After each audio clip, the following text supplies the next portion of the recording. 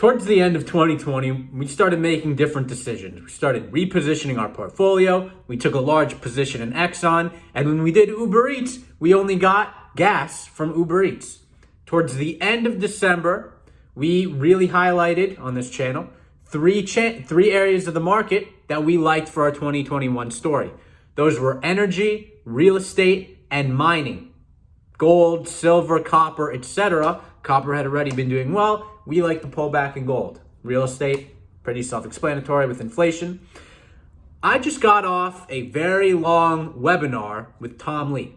Tom Lee is the best market analyst of the last year plus, has been right across the board. Haven't seen any wrong calls by him. I've been a big fan of what he does. He uses a lot of research. And, I'm a team of one over here for now. I trust that team. They spend a lot of time with the data and the analysis.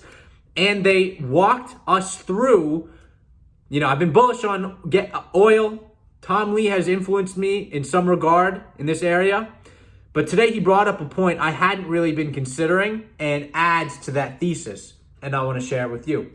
So, something that we've been talking about for several videos now is the fact that oil supply has been cut. When the prices were falling down, when they went negative over 2020, that's what companies did. They wanted to keep the price of oil in profitable territory. Saudi Arabia at one point gifted us cuts. There were a lot of oil cuts. And these companies, these production cuts haven't been reversed yet, largely. It seems that the oil companies are happy to have a relatively high price of oil. They want to keep it that way. They're making a lot of money that way. And what is new to me, which I hadn't thought about before, but makes a whole lot of sense and is something truly important to consider. So, there's a chip shortage. We consume 50% of the chips made globally, but produce 12% of the chips. China foresaw this. They bought all the chips. They don't have this problem. The United States has a chip problem. Other than that, the United States doesn't manufacture a whole lot of goods here, but it seems like that's the direction we're going. In addition, we're about to pass a very large infrastructure bill. It's going to cause a lot of construction to go on, jobs being, done, lots of large equipment using lots of large energy that's going to be used. And another new point that was brought up is one could consider, are we just going to start using renewables pretty quick for all this infrastructure that we're going to do? The answer isn't really yes. The amount of work we need to do to get even close to that point is very high. Let's not forget, they brought this up in the video, or in the webinar, we just had a big electrical grid problem in Texas. We are a long way, people, from switching over to renewables. That's just the way it is.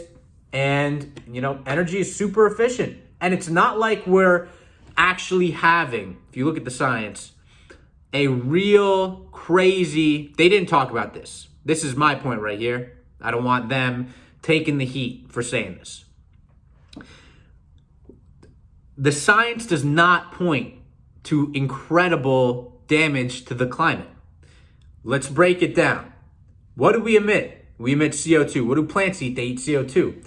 Now, what do people say is a huge emitter of CO2? Cars. Guess what?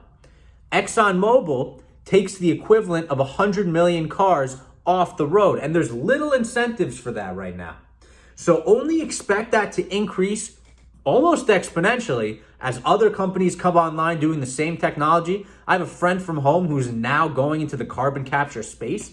This is, a possible new technology. I don't know what they're going to do with captured carbon. We'll see what happens, but Exxon's doing a whole lot with it. So let's not sleep on oil just because renewables are coming. Let's also not forget a lot of the energy companies are focusing on renewables. Demand is going to pick up dramatically. And it seems like oil is going to go from right now with closed economies, $68 a barrel, to $80 possibly plus a barrel. We will see what happens with that. There are risks. Saudi Arabia could, at any point, come in and decrease the price of oil. But we will see what happens. So, definitely still bullish oil.